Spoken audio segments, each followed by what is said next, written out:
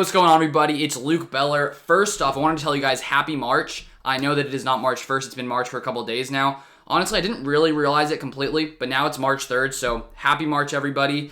Here in Texas where I am, where I told you guys, a few weeks ago, it was snowing like 2 or 3 weeks ago. It was crazy. The coldest it's ever been here in Texas, and now it's sunny outside. I know you can't see it, but right now I can see the sun and blue skies, and it's honestly amazing. It's supposed to be 67 degrees today, so it's pretty nice here in Texas. It seems like our winter is over. Probably you guys who are, in Green Bay, that's probably not the case. You're probably still looking at snow. And for those of you guys wondering why I'm in Texas, because I know I get this question when I mention Texas, wait, you're a Packers fan and you're from Texas? The reason, for those of you guys who may not know, my mom grew up in Green Bay, and she passed it down to me. I live in Texas, so that's sort of just how that goes. But anyways, now to the actual topic of today's video. The reason you probably clicked on this video. So yesterday, we actually had some things going down. Brian Gutekunst was one of the people who was interviewed by the media yesterday, and it was sort of fun to have some people talk just because there honestly hasn't been too much going on. Of course, with it being the offseason, we still have 2 months till the draft now and lots of months until the NFL season. So it's sort of been pretty slow. And honestly, the only things going on in Green Bay have been the players they virtually interviewed. So there honestly hasn't been that much to talk about. But now with, Gutekunst coming in, Matt LaFleur, all these guys coming in and talking, there are some things to talk about sort of based on what they had to say, at their press conferences yesterday. And so right here, I have some quotes from Gutekunst's interview and specifically about Preston Smith for this video. So here you can see this quote right here. This is on Pro Football Talk. Preston has played a lot of really good football for us, and certainly we'd like to have him back next year. He's under contract, so we certainly expect him to be back. So Gutekunst expects Preston Smith to be back, and I think the reason lots of people were assuming maybe Preston Smith wouldn't be back, obviously with the Packers' salary cap situation, we're still $11 million over the cap. And one of the biggest areas that people were thinking we could save money is with Preston Smith. We could save $8 million from the cap just because if we take a look at his salary right here on overthecap.com, Preston Smith, the fourth highest cap number for 2021. And if we were to release him, we would save $8 million. And I think the reason people were thinking maybe the Packers would make this move is just because Preston Smith did take sort of a dip down in production in the 2020 season. If we take a look at PFF here, so we can see right here the edge rushers, Zadarius Smith, 14th. Preston Smith was 89th.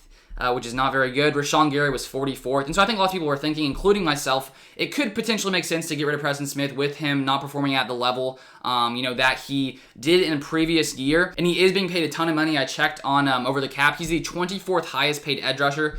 So for him to producing as he did in 2020, the Packers definitely maybe didn't get their money's worth in the 2020 season. But Gutekunst came in and said he expects him to be back. So it seems like probably the Packers are bringing him back. I don't know why he would say that if they're going to come around and release him. Of course, anything is possible, but it sort of seems like Gutekunst expects Preston Smith to be back and the Packers won't be releasing him. Another quote here from the interview. While those numbers might have been down, I think he affected our football team in a very positive way. So I think there are some things between the numbers here that his value doesn't always show.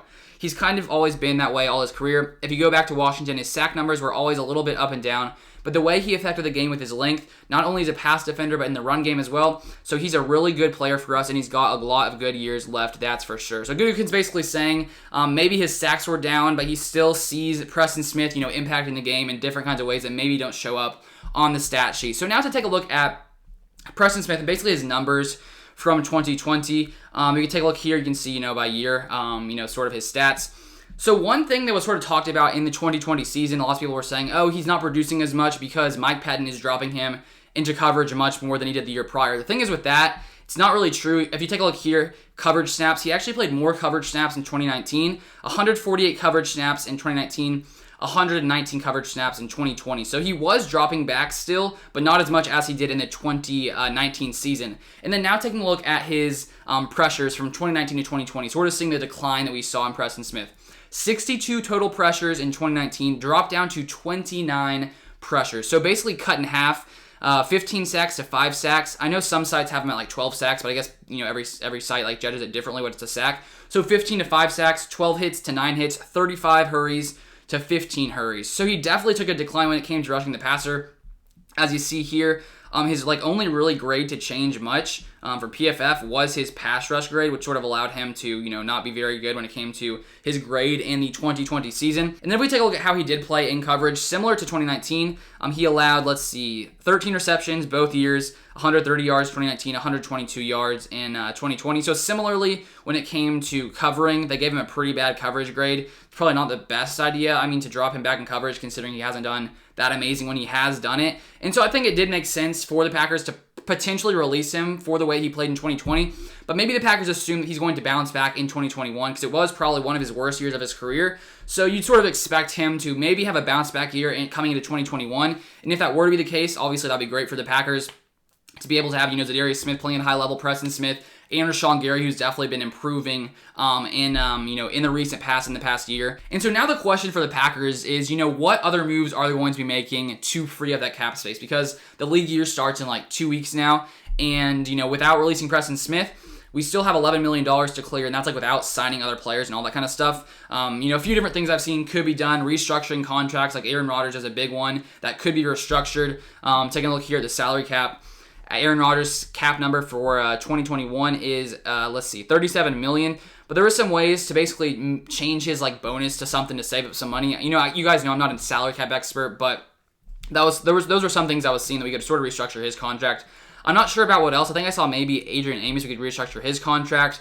There's obviously still a few different guys that we could cut, but the Packers will have to make some move in the next coming weeks. And so I'm guessing we'll be seeing some guys released, some things restructured in the coming, you know, week or two. So hopefully with Preston Smith most likely coming back in the 2021 season, I hope he takes a step forward. It'd be great, you know, as Packers fans to see him do that. It was fun watching him in 2019, sort of the level that he played and basically the way that he was able to affect the quarterback. And I don't think there's a reason that he couldn't take another step forward. I'm not sure why his production necessarily dipped in the 2020 season. But now with it being the beginning of March, we have like 2 months to the NFL draft, because I think it's like April 29th to like May 1st. So like we got 2 months to the NFL draft. A couple weeks we have, you know, the league year starts, free agency signings will be happening. I'll be, you know, trying to cover all of that as soon as that kind of stuff happens. Potential free agents the Packers sign. You know, I'll cover the draft. I'll cover the entire offseason. And we have a long while until the NFL season starts. It's gonna feel like a long time. It's already felt like a long time. But I'm excited to continue breaking down all this stuff to you guys. It's been a fun journey since I started on YouTube back on, it was like May 1st, 2020 I started this channel. So it's been about 10 months. It's honestly felt like a lot longer than that, but it's been a fun ride. Thank you guys so much for supporting the channel, commenting, all you guys in the Discord. It's fun talking with you guys there, and I just really appreciate all you guys have done, all the commenting, all the sharing, everything you guys have done for the channel. It's fun to, you know, talk with other Packers fans. It's fun to share my opinions and to have other people, you know, sort of share their thoughts in the comments down as well. But that is all for today's video. Thank you guys so much for watching as always, and I'll see you guys on the next one.